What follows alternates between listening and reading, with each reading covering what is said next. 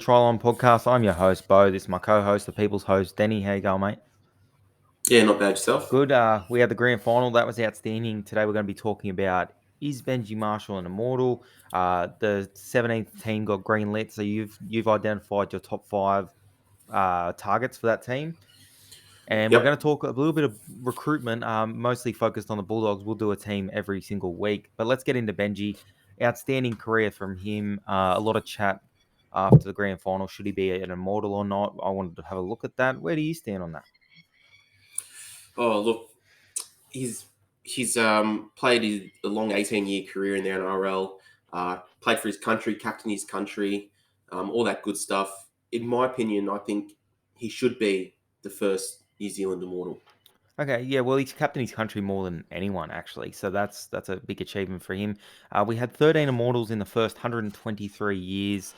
On that list is obviously the best players to play the game, but some highlights: Andrew Johns, Mal Meninga, Reg Gasnier, Clive Churchill, Herbert Daly Messenger, Wally Lewis, Mal Meninga. So some big names on there.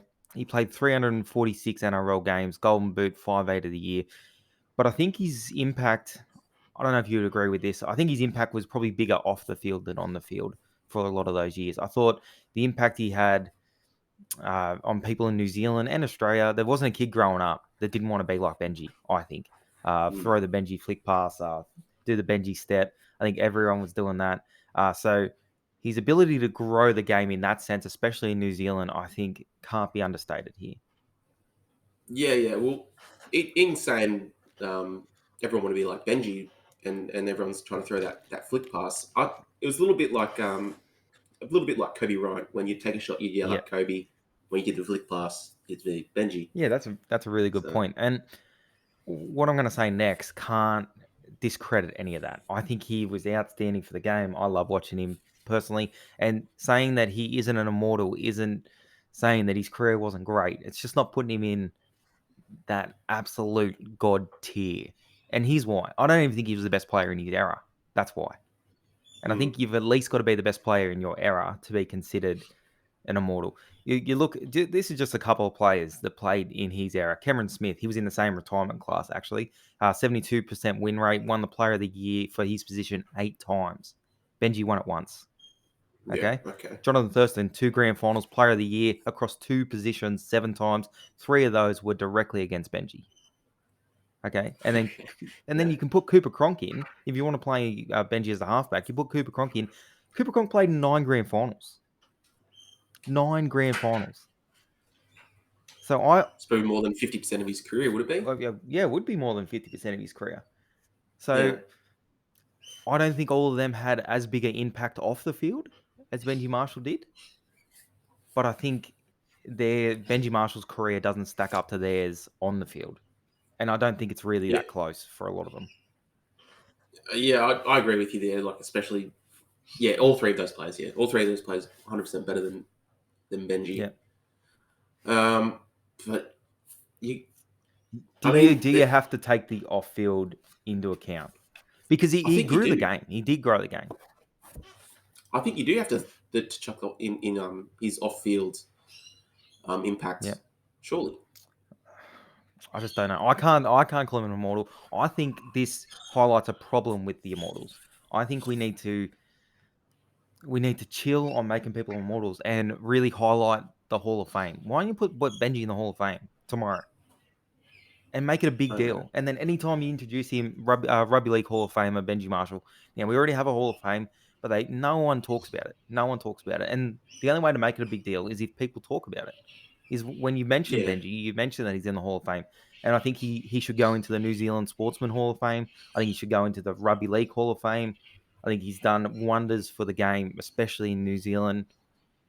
But I just can't put him as an immortal. And I think we should only be inducting immortals very, very scarcely. Like we had, what did I say? We got 13 in 128 years. 8 of them has been since 99. So 8 in 22 years almost. okay, so you're saying only one per, say, generation or something like I've that. got it written here. We go one every 10 years, and in the meantime, we do one person in the Hall of Fame a year, and we make that a big deal. So grand final day, they induct someone into the Hall of Fame, and that's like a huge deal. And then Okay. we go an Immortal every 10 years. And I think to be considered for that, to be a rugby league Immortal, you've got to be the best player in your generation. All right. I think you might have swung me there. All right. You swung me with your argument. So, So in saying that, yeah, who's your next Immortal? I Cameron Smith. that's a question without notice. I think, yeah, Cameron Smith. Yeah, Cameron Smith's got to be one. I think he's Yeah, the, he was 100%. the Yeah. best player in the game for a long time. He won everything. He achieved everything. I think Darren Lockyer might need to go in before him. You think Lockyer before Before, yeah, Camo? I think I think you go Lockyer, then you go Cameron Smith, and that's two for the next 20 years. And then we look at who's the next player in that generation, in today's generation, and we induct him in a little bit. You know what I mean? We just wait and we make it special because the reason the Immortals are so special is because there's so few of them. I remember Andrew Johns was Okay. the 8th. Now we're up to 13. Mm. So, So, what was it? Was Mal Meninga inducted yeah, after Meninga was inducted going? after. Arthur Beetson? Yeah, Norm Proven was inducted after as well. He's on the trophy. Yeah, Yeah. So you're saying Lockyer should be the next inducted Immortal, then Cameron Smith, then wait like 20 yeah. years. I think Arthur Beetson was inducted with Andrew Johns.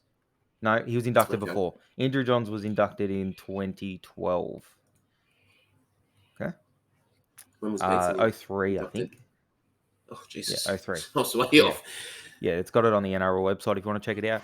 Now, me saying Benji isn't an Immortal doesn't mean it's not even a diss. Like not being in the top 15 players to ever play the game in the history of the game doesn't discredit anything he's done in his career. Just like in the grand final, Cody Walker throwing one intercept didn't discredit everything he done throughout the game. I still think he was one of the best players on the field. Yeah.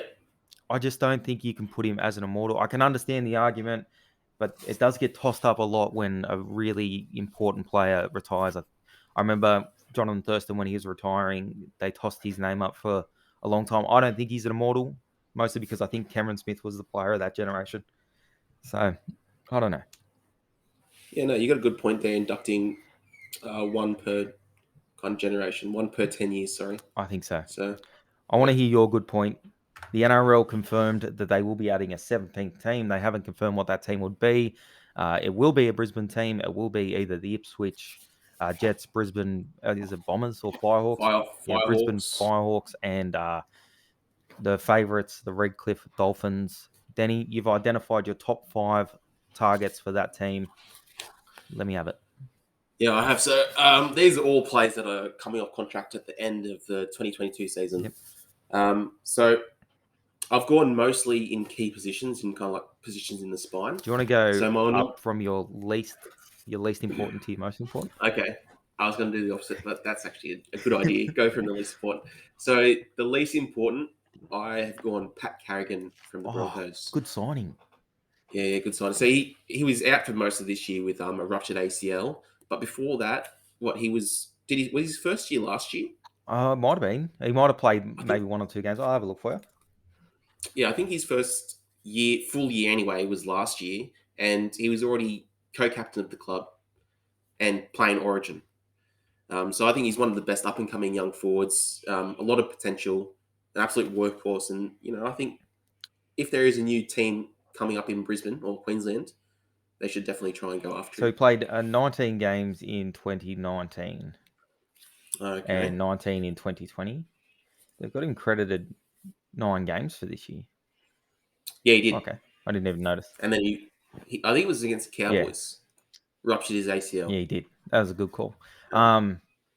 Honestly, one of the best up and coming forwards, and they've got 2 of the best because Payne Haas, I think, is the best forward in the game. And then they've got Pat Carrigan, who definitely would have played Origin this year for mine.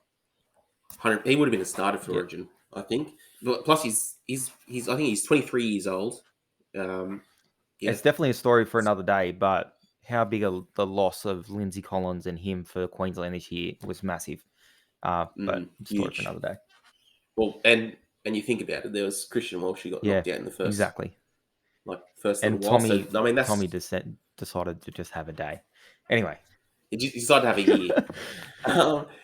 So my number 4 player is Joey Manu. Oh yeah. So he obviously plays centre, wing, fullback, 5'8", and he's coming off contract in the next year. I think the right amount of money could lure him up to Queensland And would bring for a sure. big standard to that club too. Yeah, 100%, That's a great 100%. call. Third and second. They're really hard to split the two, but third I've gone Reid Marnie. Oh yeah. So if he didn't get injured either, he could have been playing Origin as well I this think year. he would have played Origin, and I think if he doesn't get injured, they're a red hot chance of beating Penrith in a semi-final. Oh, Yeah. 100%, 100%. Just an interesting Uh, point on Patrick Carrigan. You know, he's born on New Year's Day. January 1. He's born on January 1st. Oh, good on you. Thanks for the info. Yeah, I thought that was interesting. All right, next. Yeah, nice. Okay. Next, number 2 is Brandon Smith.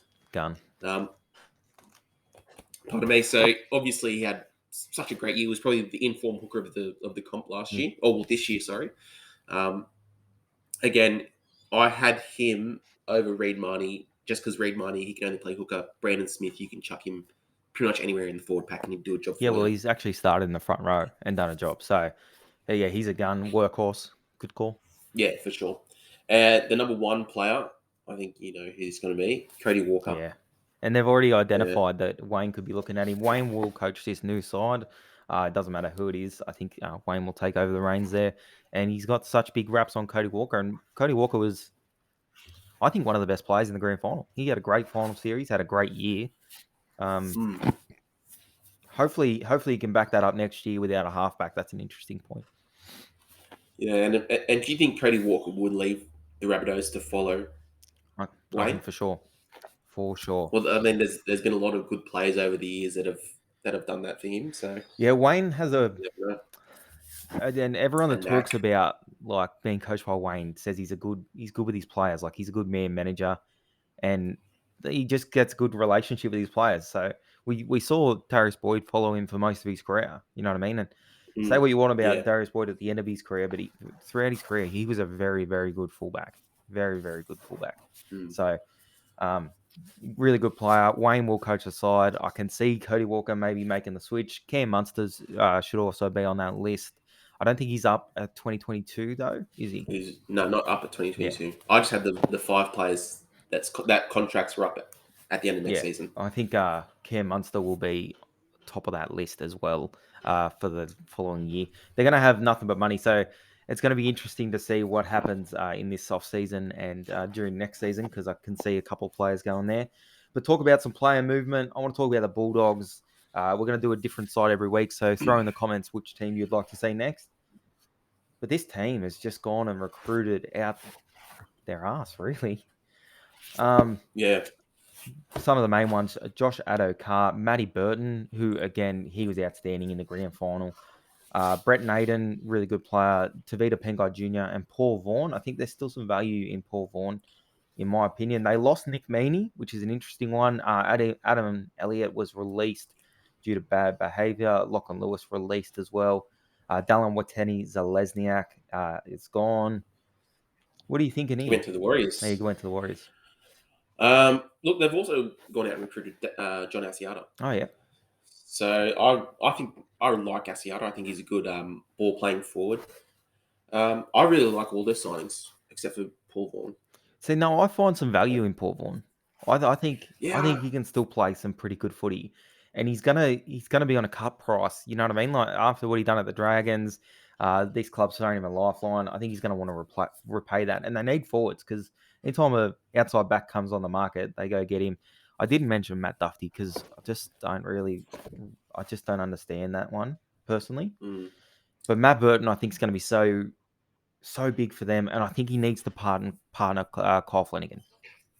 Kyle Flanagan 7, Matt Burton 6. I think so. You know, I do like that. There was Jake Averillo for the Bulldogs who had he had a decent season playing the 7, so it'd be interesting to see. I think he can play in the centers. What direction the Bulldogs go. I think he can play in the centers, Averillo. I think he's a good ball runner. I think he can play in the centers.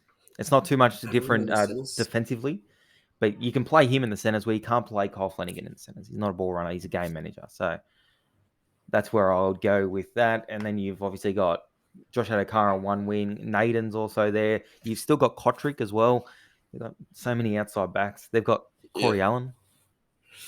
Oh, look, I don't know about Averillo to the centers because you think about it, they've just brought in Naden. I think he'll be one of the centers, and then who was the other one? So where are you playing, Averillo? Uh, there was Aaron Yeah, Shoup. Shoop had a good year too. They've gone out and they Yeah, re-signed him as well.